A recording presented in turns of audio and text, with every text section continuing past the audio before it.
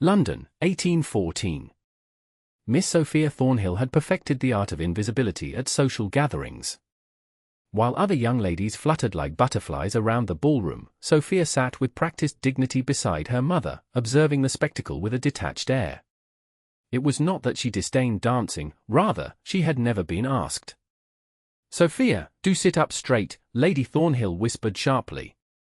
"Lord Pennington has glanced this way twice. Perhaps he means to ask you for a set." Sophia doubted this very much. Lord Pennington, a gentleman of 60 with gout and a perpetually moist upper lip, was more likely contemplating the refreshment table behind them than her own modest charms. "Yes, Mamma," she replied, straightening her posture while keeping her gaze fixed on the center of the room, where her younger sister Lydia was being whirled about by yet another admirer. At 22, Sophia had accepted her status as a permanent wallflower with the same quiet dignity with which she approached all of life's disappointments. She possessed neither her sister's vivacious beauty nor the social graces that might have compensated for her ordinary appearance. Sophia's accomplishments, while numerous, were practical rather than ornamental. She could balance household accounts to the penny, manage servants with quiet efficiency, and read both Latin and Greek. None of these talents, unfortunately, translated well to the marriage market. "The new Duke of Allendale is expected tonight," her mother continued, fanning herself vigorously. "They say he's been abroad these past 5 years. Quite handsome, if I recall correctly, though I barely remember him from before he left for the continent." Sophia merely nodded. Dukes, especially handsome ones, moved in circles far above her own, and she had long ago learned not to torture herself with impossible dreams. The musicians finished their set, and Sophia watched as her sister approached, cheeks flushed with exertion and pleasure. "Oh, it's gloriously crowded tonight," Lydia exclaimed, dropping into the chair beside Sophia. "Mr. Billington says that everyone who matters in London is here." She leaned closer. "Even the mysterious Duke of Allendale is expected." "So I've heard," Sophia replied dryly. "They say he's terribly rich and quite dashing," Lydia continued. "And unmarried. Every mamma with an eligible daughter is on high alert." Sophia smiled. "Then I fear we shall witness several maternal apoplectic fits before the evening is through." Lydia giggled. "You're wicked, Sophia. But surely even you must be curious." Before Sophia could respond, a murmur rippled through the ballroom. The musicians faltered momentarily, and all eyes turned toward the entrance. "It's him," Lydia whispered, clutching Sophia's arm. "It must be." Sophia followed her sister's gaze and felt her breath catch involuntarily. The man who had just entered the ballroom stood a head taller than those around him. His evening clothes were impeccably tailored but noticeably devoid of the excessive ornamentation favored by London dandies. His dark hair was cut shorter than fashion dictated, and even from a distance, there was something decidedly different about him, an ease of movement that suggested he was comfortable in far more dangerous surroundings than a London ballroom. "The Duke of Allendale," announced the butler, and the room fell silent before erupting into whispers. "Maxwell Allendale," Lady Thornhill breathed. "My goodness, he's changed." Sophia watched as the Duke made his obligatory bow to their hostess, Lady Harrington. His expression remained politely neutral as he was immediately surrounded by eager matrons, each armed with a marriageable daughter. Something about his contained reserve resonated with Sophia. Here was another observer, someone who, like herself, seemed to stand apart from the frenzy of the ton. "He doesn't look very pleased to be here," she murmured. "Who cares?" Lydia responded. With his fortune and title, he could scowl all day and still be considered charming. The evening progressed as most such evenings did for Sophia, watching others dance while engaging in polite conversation with the wives of important men and elderly gentlemen who appreciated her knowledge of current affairs.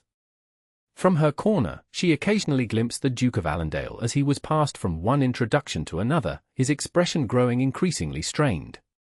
During a lull in the music, Sophia slipped away to the relative quiet of Lady Harrington's library. Books had always been her most reliable companions, and she was delighted to discover a volume of Lord Byron's poetry that she had not yet read. She had just settled into a comfortable chair near the window when the door opened. Thinking it was a servant, she did not look up until a deep voice startled her. "I beg your pardon. I was seeking a moment's solitude." Sophia nearly dropped the book as she found herself face to face with the Duke of Allendale. He was even more striking up close. His eyes were a startling blue, and a small scar bisected his left eyebrow, giving his aristocratic features a touch of danger. "Your Grace," she said, rising hastily and curtsying. "Please don't let me disturb your solitude. I was just leaving." "No, please." He gestured for her to sit. "I've interrupted your reading." "That would be unforgivably rude of me." He glanced at the book in her hands. "Byron? A romantic choice." "I find his observations on society quite astute, actually," Sophia replied before she could stop herself. The Duke raised an eyebrow. "Indeed?" Most young ladies claim to read him for the romance while secretly enjoying the scandal. "Perhaps I'm not most young ladies," Sophia said, then immediately regretted her boldness. To her surprise, the Duke smiled, a genuine expression that transformed his face. "Clearly not. May I know the name of the lady who prefers Byron's social commentary to his romantic verses?" "Miss Sophia Thornhill, Your Grace." "Miss Thornhill." He gave a slight bow.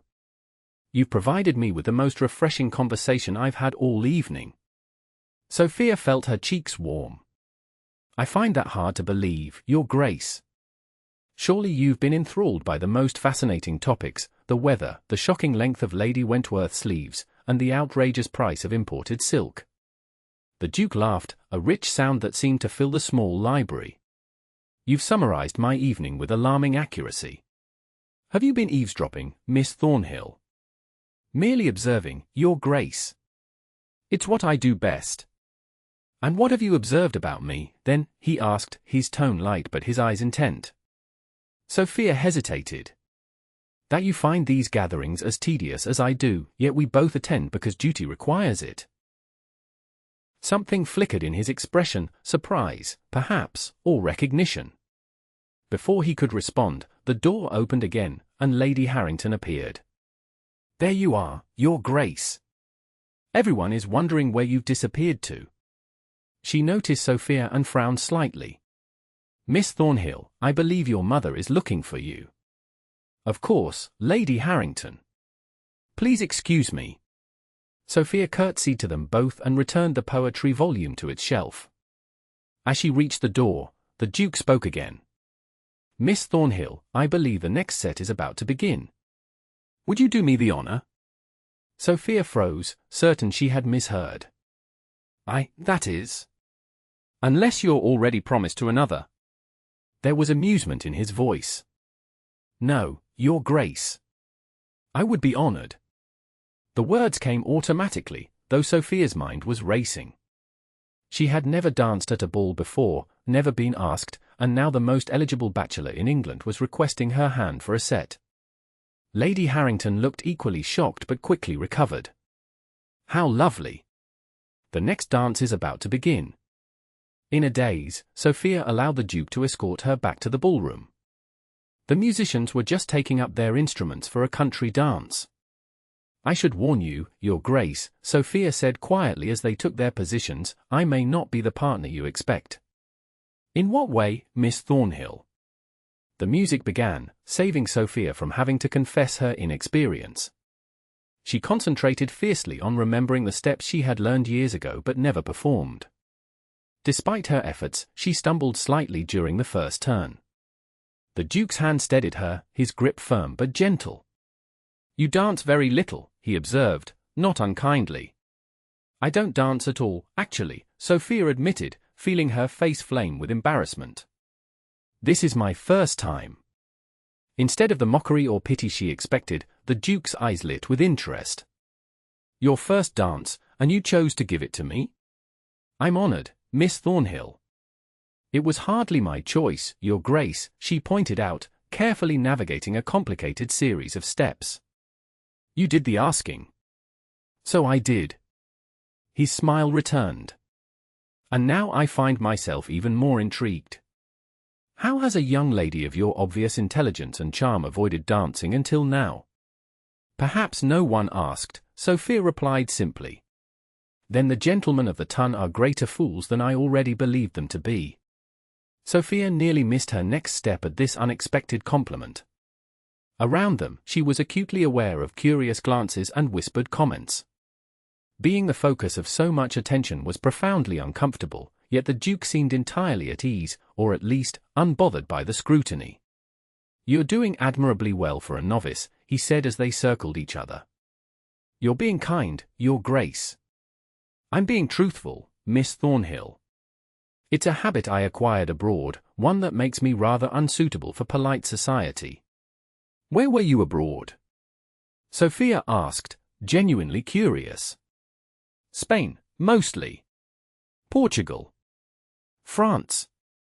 A shadow crossed his face. "I was with Wellington." Understanding dawned. "You fought in the war." "I did." The music brought them together again, and Sophia found herself studying his face more closely, noting the tiny lines at the corners of his eyes, the watchful quality of his gaze that scanned the room even as they conversed. This was not a man who had spent the last 5 years in idle pursuits. "That explains it," she said. "Explains what?" "Why you seem different from the other gentlemen here. As if this," she tilted her head slightly to indicate the glittering ballroom, "is less real to you than what you've experienced elsewhere." The Duke's steps faltered slightly, the only indication that her words had affected him. "You see a great deal, Miss Thornhill." "Only because no one sees me," she replied honestly. The music drew to a close, and they took their final positions. The Duke bowed, and Sophia curtsied deeply. "I think you're wrong about that," he said quietly, before offering his arm to escort her back to her mother. Lady Thornhill's expression as they approached was a comical mixture of astonishment and calculation. She rose quickly, curtsying so deeply that Sophia feared her mother might topple over. "Your Grace, what an honor! I see you've met my eldest daughter." "Indeed, Lady Thornhill. Your daughter has been kind enough to stand up with me for this set." "Sophia is such a modest creature," Lady Thornhill gushed. "Always with her nose in a book. I've often told her that learning is all very well, but it's hardly the way to attract a husband." Sophia wished fervently that the floor would open and swallow her whole. On the contrary, the Duke replied smoothly, "I find an educated mind most attractive in a lady. It suggests depth of character."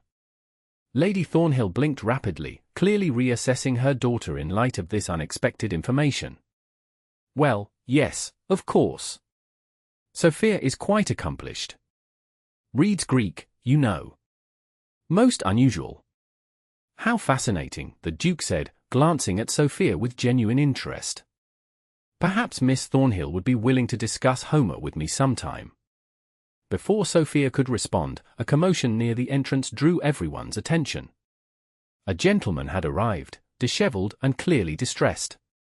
He spoke urgently to the butler, who immediately approached their hostess. After a brief conversation, Lady Harrington's face paled, and she hurried toward the Duke. "Your Grace, I apologize for the interruption, but there's an urgent matter requiring your attention. Your secretary, Mr. Dawson, has arrived with news that cannot wait." The Duke's expression instantly transformed, all warmth vanishing. "Excuse me, ladies." He bowed briefly and followed Lady Harrington from the room. "Well," Lady Thornhill exclaimed once he had gone. "Sophia, you sly creature. Dancing with the Duke of Allendale, of all people. How did this come about?" "We met in the library, Mamma. He was kind enough to ask me for a set." "The library? Of course you would be hiding among the books instead of making yourself visible in the ballroom." Her mother shook her head. "Still, he seemed quite taken with you. Perhaps your peculiar education may prove useful after all." Sophia barely heard her mother's words. Her thoughts were occupied by the Duke's abrupt departure and the tension she had observed in his bearing as he left. Something serious had occurred, something that had instantly recalled him from the charming, attentive gentleman to the soldier he had been. The remainder of the evening passed in a blur. The Duke did not return, and by midnight, rumors were circulating about the nature of his sudden departure. Some said his country estate was on fire, others claimed a relative had died suddenly. The most dramatic version suggested that French assassins were plotting against him due to his war heroics. As their carriage rolled toward home, Lydia could speak of nothing else. "Did he really say he found your education attractive, Sophia? How extraordinary! And then to disappear so mysteriously. It's like something from a novel." "I'm sure there's a perfectly mundane explanation," Sophia replied, though she wasn't convinced of this herself. "Well, mundane or not, you've caused quite a stir," her mother said. "Lady Wentworth could speak of nothing else but how the Duke singled you out. And after never dancing before. I still cannot fathom why you didn't tell him you were perfectly capable of dancing." "Because I'm not perfectly capable," Sophia said. "I've practiced the steps, yes, but I've never actually performed them at a ball." "Well, you've danced with a duke now," Lydia said with a giggle. "You can hardly aim higher than that for your first partner." The following morning, Sophia was in the small parlour organizing household accounts when the butler announced a visitor. Mr. Dawson, secretary to His Grace, the Duke of Allendale. A slight, scholarly-looking man entered, carrying a sealed note. "Miss Thornhill? His Grace asked me to deliver this personally and await your reply." With trembling fingers, Sophia accepted the letter. The seal was the Allendale crest, and her name was written in a bold, masculine hand. She broke it open and read, "Miss Thornhill, I must apologize for my abrupt departure last evening.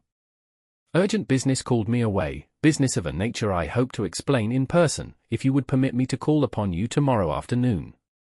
I find myself in need of assistance that I believe only someone with your particular talents might provide. I remain your obedient servant. Maxwell Allendale." Sophia read the note twice, struggling to comprehend its meaning. What possible assistance could she offer a duke? "Mr. Dawson," she said carefully, "may I ask the nature of this urgent business that called His Grace away last night?" The secretary's expression remained neutral. "I'm afraid I cannot discuss His Grace's affairs, Miss Thornhill. I can only say that the matter is of considerable importance and some delicacy." Sophia considered for a moment. Curiosity warred with caution in her mind. "Please inform His Grace that I would be pleased to receive him tomorrow afternoon." After Dawson departed, Sophia sat for a long while contemplating the note. The Duke of Allendale needed her assistance, her, Sophia Thornhill, the wallflower who had never danced until last night. It seemed impossible, yet the evidence was in her hand, written in the Duke's own bold script. Whatever adventure was about to unfold, Sophia suspected her life would never be quite the same again. The Duke arrived precisely at 3 o'clock the following afternoon. Sophia had spent the morning in a state of nervous anticipation, changing her dress twice before settling on a modest gown of pale blue muslin. Her mother, upon learning of the impending visit, had nearly swooned with excitement and now sat rigidly in the drawing-room, watching the door with predatory focus. "His Grace, the Duke of Allendale," announced the butler. The Duke entered, and Sophia was struck once again by his commanding presence. Today he wore riding clothes, expertly tailored but practical rather than fashionable. He bowed to Lady Thornhill, then turned to Sophia with a warmth in his expression that set her heart racing. "Lady Thornhill, Miss Thornhill, thank you for receiving me on such short notice." "Your Grace, it is our very great pleasure," Lady Thornhill gushed. "We are honored by your visit." "You're most kind." The Duke seated himself across from Sophia. "I hope I find you well after the festivities the other evening." "Quite well, thank you," Sophia replied. "Though I confess to some curiosity regarding your note." "Sophia," her mother hissed, scandalized by such directness. The Duke, however, smiled. "Miss Thornhill's forthrightness is refreshing. And she has every reason to be curious." He glanced at Lady Thornhill. "What I have to discuss is somewhat unusual. I wonder if I might speak with Miss Thornhill privately." Lady Thornhill's eyes widened. "Privately? I'm afraid that would be most improper, Your Grace. Sophia is unmarried, Anne." Perhaps we might leave the door open, Mamma, Sophia suggested. You could sit in the hallway. That way, propriety would be observed, but His Grace could speak freely. After further protestations, this compromise was reluctantly accepted. Once her mother had withdrawn to her post in the hallway, Sophia turned to the Duke. Now, Your Grace, please explain what possible assistance I could offer you. The Duke leaned forward, his expression serious. Miss Thornhill, what I'm about to tell you must remain in strictest confidence. Of course. During the war, I served not only as a soldier but also in a more discreet capacity. I gathered intelligence for Wellington, intercepted messages, decoded communications, identified French agents. Sophia's eyes widened. You were a spy. I prefer intelligence officer, he said with a slight smile. But yes, essentially. And this relates to me how, exactly? The Duke ran a hand through his hair, a surprisingly informal gesture that humanized him. 2 nights ago, I received word that a former colleague, a British agent, was found dead in suspicious circumstances. In his possession was a partial message in code, a code we used during the war. The message appears to warn of a plot against the Prince Regent, but it's incomplete and partially damaged. That sounds most serious, Sophia said carefully, but I still don't understand my role in this. The code incorporates classical Greek, Miss Thornhill. Your mother mentioned your facility with the language, and when we met, I was struck by your observational skills and discretion. I need someone with both qualities to help me decipher this message before it's too late. Sophia stared at him. You want me to help you prevent an assassination attempt on the Prince Regent? Put baldly, yes. His blue eyes held hers steadily. I know it's an extraordinary request, but these are extraordinary circumstances. The usual channels are too slow, and I have reason to believe there may be traitors within our own government. Why not enlist another former agent? Surely they would be better qualified. I don't know whom to trust, he admitted. The man who died, Anthony Willoughby, was one of my closest friends. We served together for years. If he was murdered, then someone with intimate knowledge of our network is involved. He hesitated. Besides, you possess a quality that's rare, Miss Thornhill. What quality is that? You see what others don't because they overlook you. It's a valuable gift in my line of work. The word stung slightly, though Sophia knew they were true. You're asking me to place myself in danger. I would do everything in my power to protect you, the Duke said earnestly. But yes, there would be some risk. I won't pretend otherwise. Sophia fell silent, considering. All her life, she had been the practical one, the sensible one, the one who stayed safely in the background while others seized life's adventures. Now she was being offered a chance to do something truly meaningful, something that mattered beyond the narrow confines of the marriage market and drawing room politics. I'll help you, she said finally.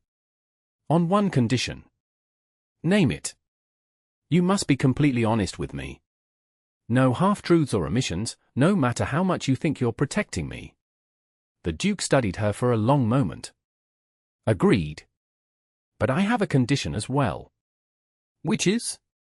If at any point I believe the danger to you is too great, you will withdraw without argument. Sophia nodded slowly. Very well. Then we have an accord. He reached into his coat and withdrew a small packet. These are copies of the message fragments. I thought perhaps we might begin now, if you're willing. For the next hour, Sophia and the Duke bent their heads together over the coded message.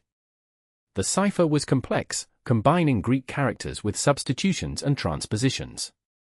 Sophia's knowledge of the language proved invaluable as they worked through the puzzle piece by piece. This section here, she said, pointing to a particular grouping, it's a reference to Herodotus, specifically his account of the assassination of King Candace. The Duke frowned. A king killed by his own bodyguard, who then took his wife and throne. Exactly. And here, Sophia indicated another segment, this appears to be a date. 3 days from now. The Prince Regent's public procession to Parliament, the Duke said grimly. He'll be exposed, vulnerable. But who? Sophia asked. The message doesn't seem to identify the conspirators. No, but it confirms our worst fears. There's a plot, and it's imminent. The Duke gathered the papers. You've been tremendously helpful already, Miss Thornhill. I believe we can make further progress if you would be willing to visit my home tomorrow. I have additional resources there that might assist us. Your home? Sophia echoed, acutely aware of her mother just outside the door. My London residence, he clarified. With your mother as chaperone, of course. I would send my carriage for you both at 11. When Lady Thornhill was readmitted to the room and informed of this invitation, her reaction was everything Sophia had expected, effusive gratitude mixed with barely concealed triumph. The Duke, she noticed, handled her mother's enthusiasm with practiced ease, revealing nothing of their true purpose. As he was taking his leave, the Duke paused before Sophia. Until tomorrow, Miss Thornhill. Until tomorrow, Your Grace. After he had gone, Lady Thornhill collapsed onto the sofa. A private audience. An invitation to his home. Oh, Sophia, I cannot believe your good fortune. To think that all those years of dusty studies might actually secure you a duke. Mamma, please, Sophia protested. His Grace merely wishes to discuss literature. Don't build this into something it's not. But even as she spoke the words, Sophia wondered if she was trying to convince her mother or herself. There had been moments during their code-breaking session when the Duke's gaze had lingered on her face, when his hand had brushed hers over the papers, when something beyond their intellectual partnership had seemed to spark between them. No, she told herself firmly. A man like Maxwell Allendale did not fall in love with women like Sophia Thornhill. He had sought her out for her skills, nothing more. To imagine otherwise was the height of foolishness.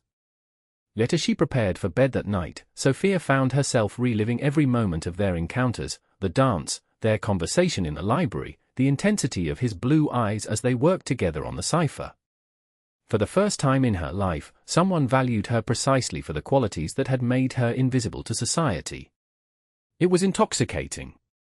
And dangerous. The Duke's London residence proved to be a handsome townhouse in Mayfair, elegant but understated compared to some of its more ostentatious neighbours.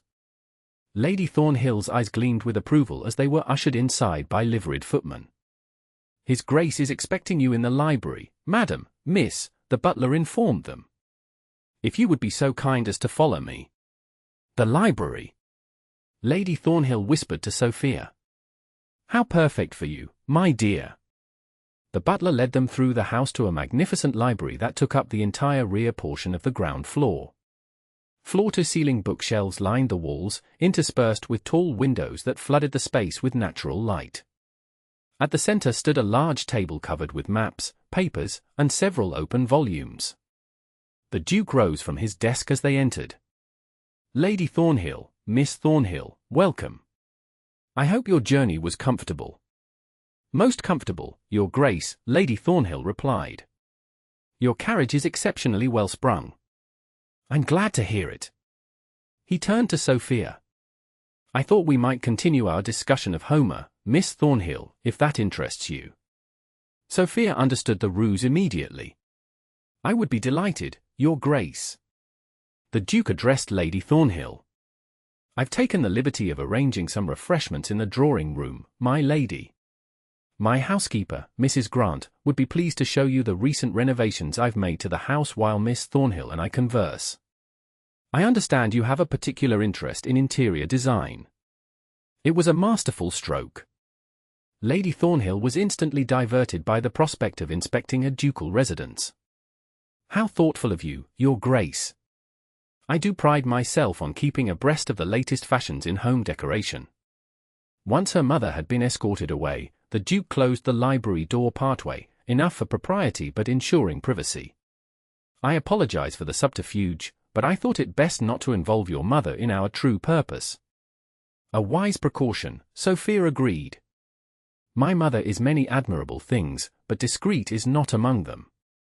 The Duke's lips quirked into a smile. I've made some progress since yesterday. He guided her to the table, where the message fragments were now arranged alongside various books and maps. I believe we're dealing with not just an assassination attempt but a broader conspiracy. For the next 2 hours, they worked side by side, translating and interpreting the coded message. Sophia found herself increasingly impressed by the Duke's intellect and analytical abilities. He approached the problem methodically yet was quick to make intuitive leaps when necessary. "There," Sophia said finally, placing the last piece of their translation. "It mentions the eagle's nests as the staging ground." The Duke frowned. The eagle's nest, that could be a reference to Carlton House. The Prince Regent's residence has an eagle motif in the main entrance hall. Or it could be more literal, Sophia suggested, studying the map of London spread before them. "What about here?" She pointed to a coaching inn called the Golden Eagle, located along the route the royal procession would take. "Brilliant," the Duke murmured.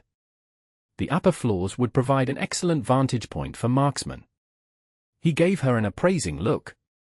"You have a natural talent for this work, Miss Thornhill." Sophia felt herself flush with pleasure at the compliment. "I simply observe and make connections. It's what happens when one spends more time watching than participating." "You underestimate yourself." The Duke's voice softened. "Though I begin to understand why you've remained on the sidelines of society. Few among the ton would appreciate a mind like yours." Their eyes met across the table, and Sophia felt a strange tightness in her chest. The Duke was looking at her not with the polite interest of a gentleman toward a useful acquaintance, but with something deeper, more personal. The moment was broken by a sharp knock at the door. The butler entered, his usually impassive face showing signs of agitation. "Your Grace, forgive the interruption, but Colonel Turner has arrived. He insists on speaking with you immediately." The Duke straightened. "Show him in, Graves." A moment later, a military man in civilian clothes strode into the library. He stopped short at the sight of Sophia. "Allendale, I need to speak with you. Alone." "Colonel Turner, allow me to present Miss Thornhill. She has been assisting me with the Willoughby matter." The Colonel's eyebrows shot up. "A civilian? A woman? Have you lost your senses?" "Miss Thornhill has proven invaluable," the Duke said coolly. "Whatever you have to say can be said in her presence." Turner's jaw tightened, but he gave a curt nod. "Very well. We've found another body, Harrison. Same method as Willoughby, throat cut from behind. And this was in his pocket." He handed the Duke a folded piece of paper. The Duke opened it, his expression grim. "A list of names. Ours, among others." He passed the paper to Sophia. She scanned the list quickly. "Your name is marked with an X, Your Grace." "As is Willoughby's and Harrison's," Turner said bluntly. "It appears to be a death list, and you're next, Allendale." The Duke seemed remarkably unperturbed by this news. "All the more reason to move quickly. Miss Thornhill has identified the Golden Eagle Inn as the likely staging ground for the assassination attempt." Turner glanced at Sophia with newfound respect. "Has she indeed? Then we should raid the place immediately." "No," Sophia interjected, then flushed as both men turned to her. "I mean, if you raid the inn now, you'll only catch underlings. The mastermind will escape, and you'll lose your chance to uncover the full extent of the conspiracy." "Miss Thornhill is right," the Duke said. "We need to observe first, gather intelligence. I propose a reconnaissance tonight." "I'll arrange it," Turner said. "I'm coming with you," Sophia said firmly. Both men stared at her as if she'd suggested flying to the moon. "Absolutely not," the Duke said. "It's far too dangerous. You need someone who can recognize Greek script and Herodotus references," Sophia argued. "And as you pointed out yourself, I have the advantage of being overlooked. No one will notice me." "She has a point, Allendale," Turner said reluctantly. The Duke's expression hardened. "May I remind you, Miss Thornhill, of our agreement? If I deem the danger too great, is it truly the danger that concerns you, Your Grace?" Sophia challenged. Or is it that you don't trust a woman to keep her composure in a difficult situation? Your gender is irrelevant, the Duke replied, though his tone lacked conviction. The risk is substantial. As is the risk to the Prince Regent if we fail, Sophia countered. I can help, and you know it. The Duke and Turner exchanged glances. Finally, the Duke sighed. Very well. But you will follow my instructions to the letter, Miss Thornhill. Your safety is paramount. Of course, Your Grace. After Turner departed to make arrangements, the Duke turned to Sophia with a troubled expression. I shouldn't have involved you in this. If anything were to happen to you. Nothing will happen, Sophia assured him, touched by his concern. I'm more capable than I appear, Your Grace. Maxwell, he said suddenly. If we're to risk our lives together tonight, I think you might call me Maxwell, at least in private. Maxwell, Sophia repeated softly. Then you must call me Sophia. Something shifted in his gaze, a warmth that made her heart beat faster. Sophia, he said, as if testing the feel of her name on his tongue. It suits you, wisdom personified. The intimate moment was interrupted by the return of Lady Thornhill, who was full of enthusiasm about the Duke's excellent taste in furnishings. The remainder of the visit passed in conventional pleasantries, with no hint of the dangerous adventure that lay ahead. As they were leaving, the Duke pressed Sophia's hand longer than strictly necessary. Until tonight, he murmured, too quietly for her mother to hear. Until tonight, she whispered back, already feeling the first stirrings of both excitement and fear. What had she gotten herself into? Darkness had fallen by the time Maxwell's carriage collected Sophia from her home. She had feigned a headache to retire early, then slipped out through the garden gate where the Duke's most trusted coachman waited. Dressed in a plain dark gown borrowed from her lady's maid, with a hooded cloak concealing her distinctive hair, Sophia barely recognized herself. The carriage stopped a few streets away from the Golden Eagle. Maxwell, also dressed in nondescript clothing, helped her descend. Colonel Turner waited in the shadows, accompanied by a third man who was introduced as Lieutenant Frost. Remember, Maxwell said quietly, we are simply observing. Our goal is to identify the conspirators and gather evidence of their plans. Under no circumstances are you to place yourself in danger, Sophia. The use of her given name sent a little thrill through her, despite the gravity of their situation. I understand. Their plan was simple but effective. Turner and Frost would position themselves outside the inn to watch for suspicious arrivals. Meanwhile, Sophia and Maxwell would pose as a married couple seeking lodgings, allowing them to gain entry to the establishment. The Golden Eagle was a respectable coaching inn, busy enough that their arrival drew little attention. Maxwell approached the innkeeper, adopting the manner of a merchant traveling with his wife. A room for the night, if you please, he said, his voice now carrying a slight country accent. Nothing too dear, mind. Just clean and quiet. The innkeeper, a florid man with shrewd eyes, looked them over. Traveling far, are you? Just up from Surrey, Maxwell replied easily. Got business in town tomorrow. I can give you a room on the second floor, back of the house. Away from the street noise. That'll do nicely, Maxwell said, counting out coins. As they followed the innkeeper upstairs, Sophia played her role of tired wife, keeping her head down and saying little. The room they were shown to was modest but clean, with a narrow bed, washstand, and small window overlooking a side alley. Suppers served below until 9, the innkeeper informed them. Breakfast from 6. Once they were alone, Maxwell immediately went to the window, checking the view and the distance to the ground. This position gives us access to the second floor, but we need to find a way to observe the third floor rooms facing the street. That's where marksmen would position themselves. Perhaps I could inquire about a different room. Sophia suggested.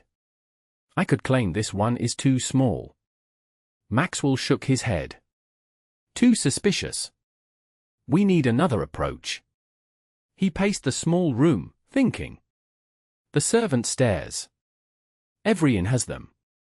If we can locate those, we might be able to move about more freely. They waited until the hallway outside was quiet before venturing out. Maxwell led the way, moving with a silence that spoke of his military training. Sophia followed, her heart pounding but her mind clear and focused. At the end of the corridor, they discovered a narrow door that opened onto a steep staircase. "Servants' access," Maxwell whispered. "Perfect." They ascended cautiously to the third floor. This level was quieter, with fewer rooms. As they crept along the hallway, Sophia suddenly caught the faint sound of voices behind one of the doors. She touched Maxwell's arm, pointing to the door. He nodded, and they both pressed close to listen. "Must be in position by 10 tomorrow," a cultured voice was saying. "The procession passes at past. We'll have perhaps 30 seconds when the target is visible from this vantage point." And afterward, asked a second voice. "The diversion on the east side will draw the guards away. By the time order is restored, you'll be long gone." Maxwell's expression was grim. Sophia felt a chill run through her as she realized they were listening to the final planning of an assassination. Suddenly, footsteps sounded on the stairs behind them.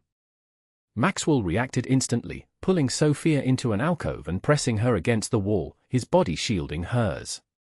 Before she could process what was happening, his mouth descended on hers in a kiss that stole her breath. Over his shoulder, she glimpsed a burly man with a scarred face passing by. The man glanced at them, snorted in amusement at what appeared to be an amorous couple seeking privacy, and continued on his way. Maxwell broke the kiss but remained close, his breathing uneven. "I apologize," he whispered. It was the only way to avoid suspicion. Sophia's heart was racing, and not entirely from fear. "A most effective strategy," she managed to reply. His eyes, even in the dim light of the hallway, were intense. "We should return to our room. I've heard enough to confirm our suspicions." Back in their room, Maxwell paced again while Sophia sat on the edge of the bed, still somewhat shaken by both the kiss and the reality of the conspiracy they had uncovered. "We need to leave separately," he said finally. "I'll go first and rendezvous with Turner. You wait 15 minutes, then make your way out through the main entrance. The carriage will be waiting at the end of the street." "What if I'm stopped?" Sophia asked practically. Maxwell removed a small pistol from his coat and placed it in her hands. "Use this only if absolutely necessary. It's loaded and primed." Sophia stared at the weapon, feeling its weight and significance. "I've never fired a pistol before." "Point and squeeze the trigger," he said simply. "But it shouldn't come to that. You're simply a merchant's wife leaving the inn. No one has any reason to stop you." He moved to the door, then paused, turning back to her. "Sophia, thank you. Your courage tonight has been remarkable." "Be careful, Maxwell," she replied, the intimacy of his name still new and thrilling on her lips. He held her gaze for a long moment. "We'll end this tomorrow. I promise you." After he left, Sophia counted the minutes anxiously. When 15 had passed, she drew her cloak close around her and slipped out of the room. The hallway was empty, and she made her way downstairs with as much casual confidence as she could muster. The common room of the inn was busy with evening patrons. Sophia kept her head down as she moved toward the door. She was nearly there when a hand grasped her arm. "Leaving so soon, Mrs.?" It was the innkeeper, his expression no longer professionally bland but suspicious. "Where's your husband, then?" "He stepped out on business," Sophia replied, striving to keep her voice steady. "I'm to meet him." "Strange business at this hour." The innkeeper's grip tightened. "And strange that he'd mention Surrey when your accent is pure London." Sophia's heart sank. Their deception had been discovered. She tried to pull away, but the man's grasp was too strong. "I think you'd better come with me," he said, beginning to draw her toward a back room. "Some gentleman upstairs would be very interested to talk with you." Sophia felt the weight of the pistol in her pocket. She could use it, but the noise would bring others, and she might not escape in the ensuing chaos. Instead, she let her body go suddenly limp, as if fainting. The innkeeper, caught by surprise, loosened his grip to catch her. In that moment, Sophia drove her elbow sharply into his midsection, a trick she'd learned from her brother years ago. As he doubled over, gasping, she broke free and ran for the door. Outside, the night air hit her like a slap. She heard shouts behind her and ran faster, not daring to look back. The street was poorly lit, shadows concealing both threats and sanctuary. Where was the carriage? Had she turned the wrong way? Footsteps pounded behind her. Sophia darted down an alley, her breath coming in painful gasps. A dead end. She turned, drawing the pistol with shaking hands. A figure appeared at the alley entrance, silhouetted against the faint light from the street. Sophia? Maxwell's voice, tense with concern. Relief washed over her like a wave. Maxwell! The innkeeper realized we were imposters. There may be others following. He was at her side in an instant, taking the pistol from her trembling fingers and replacing it with his warm hand. The carriage is just around the corner. Quickly now. They ran together, Maxwell's grip firm and reassuring. As promised, the carriage waited, Turner standing guard beside it. They climbed in hastily, and the vehicle lurched into motion before the door was fully closed. Were you seen? Turner demanded. The innkeeper made us, Maxwell confirmed grimly. But I doubt he got a good look at our faces. Miss Thornhill handled herself admirably. In the dim interior of the carriage, Sophia could just make out the gleam of approval in Maxwell's eyes. Despite the danger and fear, she felt strangely exhilarated, alive in a way she had never experienced before. We heard enough, she told Turner. The assassination is planned for tomorrow at 10:30, when the Prince Regent's procession passes the Golden Eagle. They mentioned a diversion on the east side to draw away the guards. Turner nodded. Good work, both of you. I'll have men in position well before the attempt can be made. But we still don't know who's behind it, Maxwell pointed out. We heard voices but saw no faces. We have one advantage, Sophia said thoughtfully. They don't know how much we know. They may suspect their inn has been compromised, but they don't know that we're aware of the entire plot. What are you suggesting? Maxwell asked. That we proceed as if we know nothing, Sophia replied. Let them attempt their plan, but be ready to intercept them. That way, we can capture not just the assassins but whoever is orchestrating the plot. Turner looked impressed. The lady has a strategic mind, Allendale. I'm beginning to see why you enlisted her help. The carriage brought them to a quiet square several streets away from Sophia's home. Before she alighted, Maxwell took her hands in his. I'll send word tomorrow about our final preparations. Until then, act normally. Tell no one what we've discovered. I understand, Sophia assured him. Be careful, Maxwell. These people have already killed twice. His fingers tightened around hers. I've survived a war, Sophia. I intend to survive this conspiracy as well. He hesitated, then added softly, I have a new reason to be cautious with my life. The implication of his words sent a flutter through her chest. Before she could respond, he raised her hand to his lips in a gesture that was both courtly and deeply personal. Until tomorrow, he murmured. As Sophia slipped back into her house through the garden gate, she realized that in the space of a few days, her life had transformed completely. From invisible wallflower to the Duke's chosen partner in a dangerous mission, and perhaps, if she dared to hope, something more. Tomorrow would decide not just the fate of the Prince Regent, but perhaps her own destiny as well. The day of the Prince Regent's procession dawned bright and clear, perfect weather for both a royal appearance and an assassination attempt. Sophia went through her morning routine mechanically, her mind occupied with the dangerous events to come. Shortly before 9, a package was delivered to the Thornhill residence, a fashion magazine for Lady Thornhill and, hidden within its pages, a note for Sophia. Maxwell's handwriting was unmistakable, meet me at Lady Harrington's at 9:30. Come as if for a social call. Everything is arranged. Lady Harrington's townhouse was located on the same street as the Golden Eagle Inn, an ideal vantage point from which to observe the procession and, more importantly, to intercept the conspirators. "Mamma," Sophia said casually over breakfast, "I believe I'll call on Lady Harrington this morning. She mentioned having some Greek texts that might interest me." "Today?" "But the Prince Regent's procession will make travel difficult," her mother protested. "I'll leave early to avoid the crowds," Sophia replied. Lady Thornhill eyed her suspiciously. "You've been acting strangely these past few days, Sophia. Secret messages, mysterious visits. I do hope you're not involving yourself in anything improper with the Duke." Sophia nearly choked on her tea.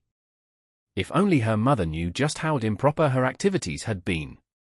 "I assure you, Mamma, my relationship with His Grace is perfectly respectable." "Relationship?" Her mother pounced on the word. "So there is an understanding between you?"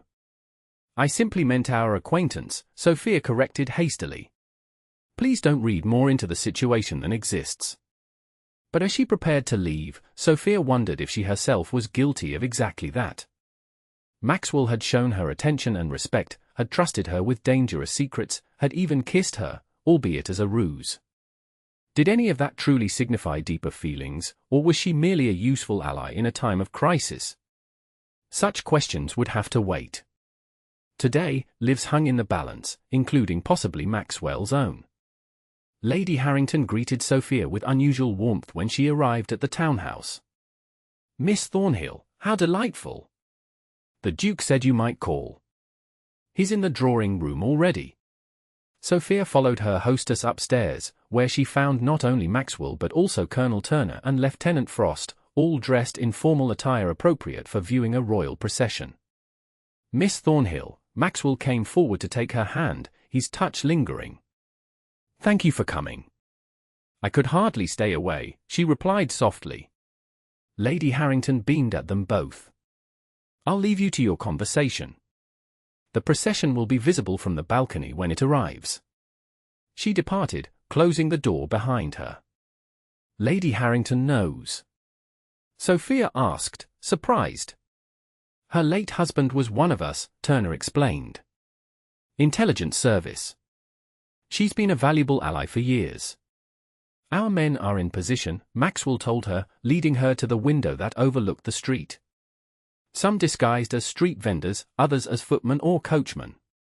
The Golden Eagle is being watched from every angle." From this vantage point, Sophia could clearly see the inn across the street. The upper windows, where the assassins would position themselves, were currently shuttered. "What role am I to play?" she asked. "Observer," Maxwell replied firmly. "You'll stay here, safely inside.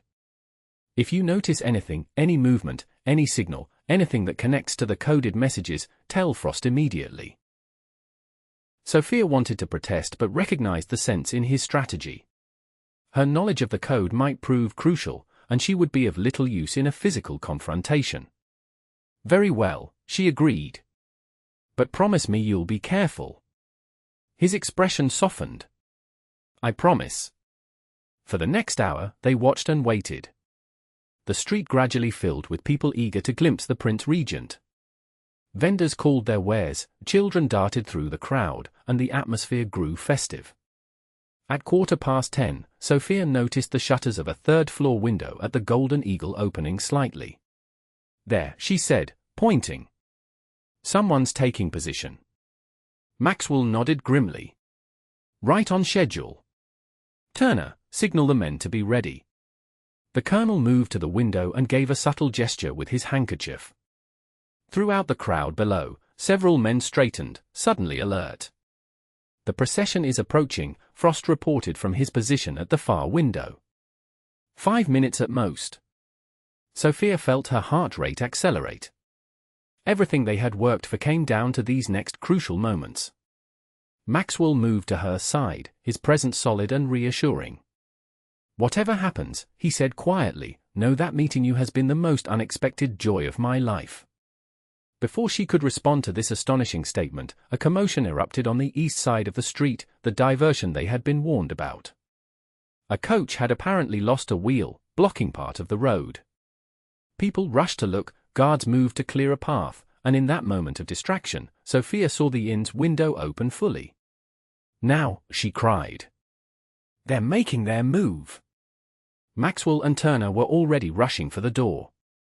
From the street below came shouts and the sound of running feet as their men converged on the Golden Eagle. Unable to remain a passive observer any longer, Sophia hurried to the balcony. The scene below was chaos. The royal procession had halted some distance away, guards forming a protective ring around the Prince Regent's carriage. Meanwhile, Turner's men were storming the inn. Through the open door of the inn, Sophia glimpsed a familiar figure, the scarred man who had passed them in the hallway the night before. He was fighting his way toward an alley, a pistol in his hand. "Lieutenant!" Sophia called urgently. "The man with the scar is one of them." Frost immediately signaled to men in the street, who moved to intercept the escaping conspirator. Gunshots rang out, people screamed, and for several terrifying minutes, Sophia lost sight of Maxwell in the melee. When order was finally restored, 4 men were in custody, 3 from the inn and a 4th who had been positioned as a lookout. The Prince Regent's carriage had already been hurried away to safety, surrounded by a doubled guard. Sophia scanned the crowd anxiously, looking for Maxwell's tall figure. She finally spotted him emerging from the Golden Eagle, deep in conversation with Turner. Relief washed over her, so intense that her knees nearly buckled. A moment later, he looked up and saw her on the balcony. Even from a distance, the warmth in his smile was unmistakable. He said something to Turner, then made his way through the dispersing crowd toward Lady Harrington's house. Sophia hurried downstairs to meet him, propriety forgotten in her need to assure herself of his safety. She reached the entrance hall just as a servant admitted him. "Maxwell!" She stopped short, suddenly aware that they were not alone. "Your Grace, I mean. You're unharmed." "Entirely well, Miss Thornhill." His formal address was belied by the intimate look in his eyes. "Thanks in large part to your quick thinking." Lady Harrington appeared behind Sophia. "Is it over, then?" "The danger passed. The immediate threat has been neutralized," Maxwell confirmed. "We've captured the assassins, though I fear the true mastermind may still be at large." "But the Prince Regent is safe," Sophia said. "Yes, thanks to you." Maxwell's gaze held hers. "Lady Harrington, might I impose upon your hospitality for a private word with Miss Thornhill?" "Of course, Your Grace. The small parlor is at your disposal." Once they were alone, Maxwell closed the distance between them in 2 strides, taking both her hands in his. "Are you all right?" "I shouldn't have left you, even with Frost for protection." "I'm perfectly fine," Sophia assured him. "It is you I was worried about." "When I heard the shots, none came close to me," he promised. "Though I fear we lost one of the conspirators. He chose death over capture." "Do you know who was behind it all?" Maxwell's expression darkened. "We have suspicions but no proof yet. The men we captured were hired assassins, not the architects of the plot." He shook his head. "But that's a matter for another day. Right now, there's something far more important I wish to discuss." Sophia felt her pulse quicken at his tone. "Yes?" "These past days have been extraordinary, Sophia. Not just because of the danger and intrigue, but because of you. You've shown courage, intelligence, and resourcefulness that would put most of my former military colleagues to shame." "You exaggerate," she demurred, though his praise warmed her. "I do not." His blue eyes were intent on hers. "I've known many women in my life, Sophia. Sophisticated women, beautiful women, wealthy women. But I've never known anyone like you, or someone who sees the world so clearly, who faces danger with such composure, who challenges me at every turn." He released one of her hands to touch her cheek gently.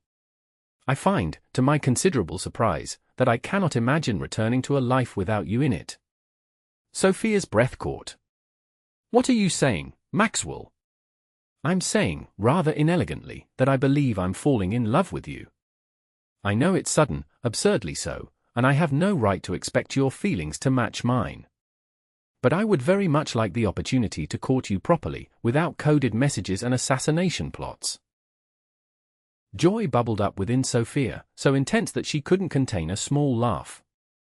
I believe we've already progressed rather beyond the traditional courtship stage. We've spent a night together in an inn, after all. Maxwell's eyes widened in mock scandal. Miss Thornhill, you shock me. Do I? She asked, suddenly bold. I rather think that's part of what you like about me. Indeed it is. His smile faded into something more serious. Sophia, I need you to understand something.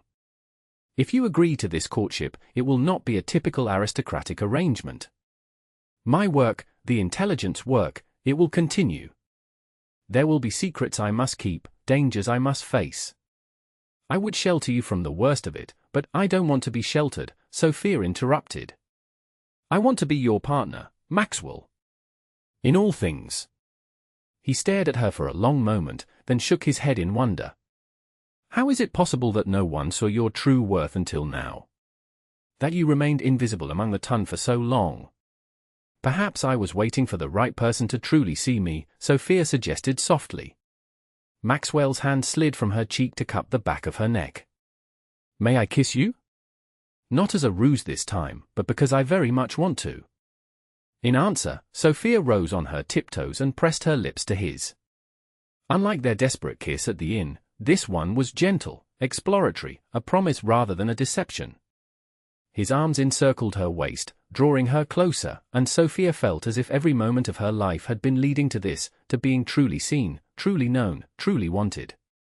When they finally parted, Maxwell rested his forehead against hers.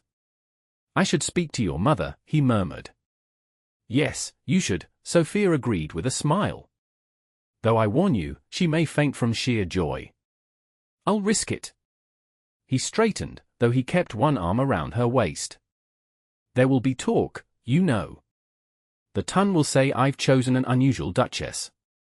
Let them talk, Sophia said with newfound confidence. I've spent my life being overlooked and underestimated. I find I rather enjoy confounding expectations. Maxwell laughed, the sound rich and genuine. My dear Sophia, I believe you'll make the most extraordinary Duchess England has ever seen. And you, she replied, have made me the happiest wallflower in London. 6 months later, Sophia stood in the centre of a crowded ballroom, her hand resting lightly in the crook of her husband's arm. The Duke and Duchess of Allendale were the centre of attention, she in a gown of ivory silk, he resplendent in formal evening wear with the ribbon of the Order of the Garter across his chest, an honour bestowed by the Prince Regent himself after the thwarted assassination. Shall we? Maxwell asked, his eyes twinkling as the musicians prepared for the first dance. With pleasure, Your Grace, Sophia replied, allowing him to lead her to the floor. As they took their positions for the waltz, a dance she now performed with confidence after months of private lessons with her husband, Sophia caught sight of her mother, beaming proudly from the side of the room. Your mother looks exceptionally pleased with herself, Maxwell observed, following her gaze. As well she might, having secured a duke for her bookish daughter. Poor mamma, Sophia laughed. She still doesn't quite know what to make of our unconventional marriage. I believe she lives in constant fear that I'll discuss Greek philosophy at dinner parties. A fear not entirely unfounded, he teased as the music began and they moved into the dance. Especially after you reduced Lord Liverpool to stammers last week with your discourse on Plato. The Prime Minister should be better versed in classical thought, Sophia replied primly. Besides, you looked quite proud of me. I am always proud of you, Maxwell said, his voice dropping to an intimate murmur despite the public setting. My brilliant, beautiful wife.